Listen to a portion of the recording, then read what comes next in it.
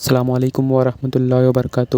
مسجد اقصی بیت المقدس فلسطین، امپورٹنٹ بیان بھائی سید امین القادری صاحب۔ ویڈیو کو پورا دیکھیے اور اپنے دوست احباب میں شیئر کیجیے۔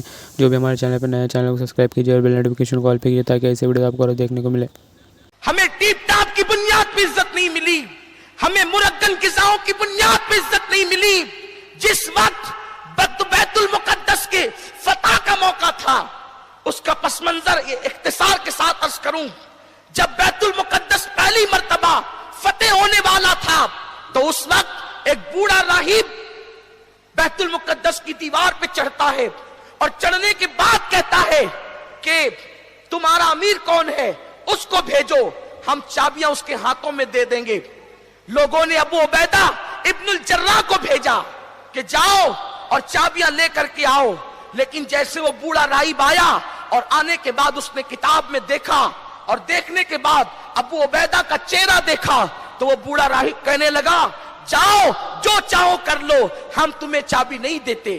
پریشان ہو گئی یہ لوگ کہ اس نے تو کہا تھا کہ امیر کو بھیجو ہم چابی دیں گے، یہ کیوں چابی نہیں دیتا؟ جب پوچھا گیا تو کہا میں اپنی کتاب کو مانوں کہ تمہارے امیر کو مانوں، کہ تمہاری طاقت کو مانوں؟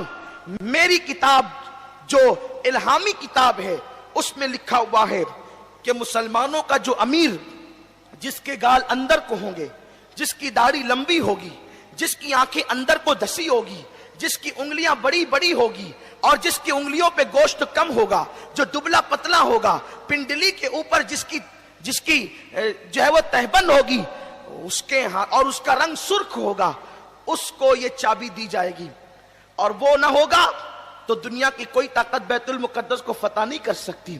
تو جب یہ نشانی اس نے پڑھنا شروع کی تو صحابہ مسکرانے لگے۔ کیوں؟ کیونکہ یہ ساری نشانیاں امیر المومنین سیدنا عمر ابن خطاب کی نشانی تھی۔ تو لوگ کہنے لگے ہم تو لشکر کا امیر سمجھ رہے تھے، لیکن یہ بوڑھا تو مومنوں کے امیر کو طلب کر رہا ہے۔ اور جب یہ بات خط میں لکھی گئی امیر المومنین سیدنا فاروق اعظم کو، آپ آئے، آنے کے بعد امیر المومنین فاروق اعظم کی شان سے آئے۔ بڑی مشہور بات ہے، اس کو دہراتا نہیں، اشارہ صرف کرتا ہوں۔ ایک اونٹنی تھی اس مومنوں کے امیر کے پاس، حالانکہ ایک ملک سے دوسرے ملک کو جا رہے ہیں، بلانے پہ جا رہے ہیں، الہامی کتاب میں تذکرہ ہے، اللہ کی کتاب میں جس کا تذکرہ ہے، بڑا راہب طلب کر رہا ہے، تو کس کر و فر کے ساتھ جانا تھا، لیکن اپنی خود کی اونٹنی پر جا رہے ہیں۔ ایک اونٹنی، تھوڑی دیر مالک تھوڑی دیر غلام، اور جب بیت المقدس قریب آیا تو غلام بیٹھا ہوا ہے۔ فاروق اعظم نے جو چمڑے کے موزے پہنے ہیں وہ پھٹے ہوئے ہیں، اور وہ پھٹے ہوئے موزے پیر میں تو نظر نہیں آ رہے تھے کہ پھٹے، لیکن بیچ میں ایک نالا آ گیا پانی کا، تو وہ چمڑے کے موزے نکالے اور نکالنے کے بعد اپنے کندھوں پہ ڈالے۔ تو کندھوں پہ ڈالنے کی وجہ سے جو پھٹے ہوئے موزے تھے وہ نظر آنے لگے کہ پھٹے ہوئے ہیں۔ ابو عبیدہ ابن الجراح، خالد بن ولید آپس میں باتیں کر رہے ہیں، حضرت کیا کر رہے ہیں یہ امیر المومنین، یہ کیا کر رہے ہیں؟ وہ پھٹے ہوئے موزے پیر میں تھے تو چھپے تھے، ایک کندھوں پہ ڈال دیے تو نظر آ رہے ہیں، ان پہ کیا اثر پڑے گا، ان پہ کیا رعب ہوگا، کیا دبدبا ہوگا؟ امیر المومنین جیسے ہی پار گئے، کان میں ابو عبیدہ نے کہا حضرت آپ نے یہ کیا کیا؟ پورا بیت المقدس آپ کا منتظر ہے کہ مومنوں کا امیر کون آ رہا ہے، اور آپ اس طرح فقیرانہ شان سے آ رہے ہیں؟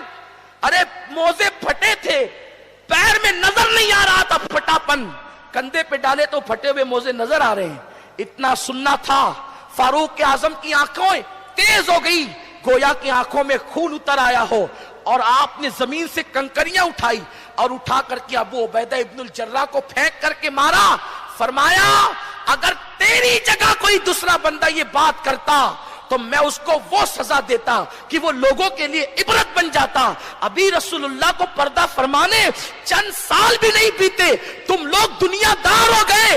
کیا سمجھتے ہو کہ موزوں کا حسن عزت دیتا ہے، یا کپڑوں کا حسن عزت دیتا ہے، یا سرخ ہونٹوں کا کر و فر عزت دیتا ہے؟ سن لو، ہم ذلیل قوم تھے، ذلیل، ہم اونٹ چرانے والے تھے، ہم بکریاں چرانے والے تھے۔ حال یہ تھا کہ ہم 3 اونٹوں کو بھی ایک قطار میں کھڑے رکھنے کی طاقت نہیں رکھتے تھے، لیکن جب سے اللہ نے اپنا دین عطا کیا،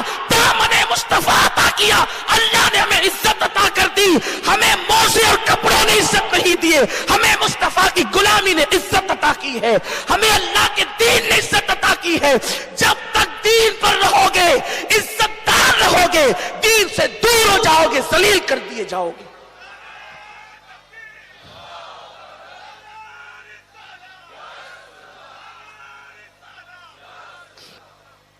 دین کو چھوڑ کر عزت ڈھونڈنے والوں، عزت کہاں ہے؟ وَلِلَّهِ الْعِزَّةُ وَلِرَسُولِهِ وَلِلْمُؤْمِنِينَ، عزت تو اللہ کے لیے ہے، عزت تو اللہ کے رسول کے لیے ہے، عزت تو مومنین کے لیے ہے۔ لیکن حیرت ہو گئی، حد ہو گئی، نوکریوں کے لیے داڑیاں چھوٹ رہی ہے، نماز چھوڑنا کوئی خاص بات نہیں مسلمانوں کے لیے، نماز چھوڑنا کوئی خاص بات نہیں مسلمانوں کے لیے، نماز چھوڑنا تو ایک عام بات ہے، جبکہ اللہ کے حبیب نے فرمایا من ترک الصلاۃ متعمدا فقد کفر، جس نے ایک وقت کی نماز جان بوجھ کے چھوڑ دی وہ کافر ہو گیا۔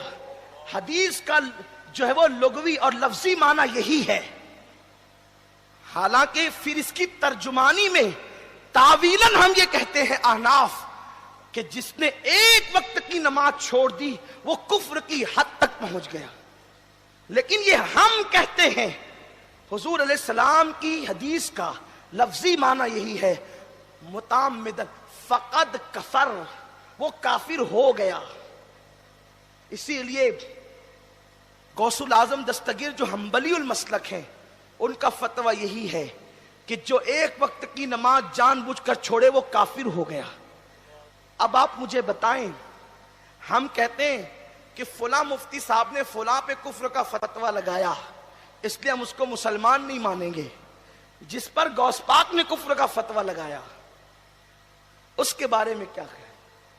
میں یہ نہیں کہتا آپ کو کہ اس لوگوں کو کافر مانتے چلے جاؤ یا کافر، یہ نہیں کہتا، لیکن سوچو تو اگر فیصلہ قیامت میں غوث پاک کے فتوے کے مطابق کیا گیا تو ہمارا شمار کس میں ہوگا؟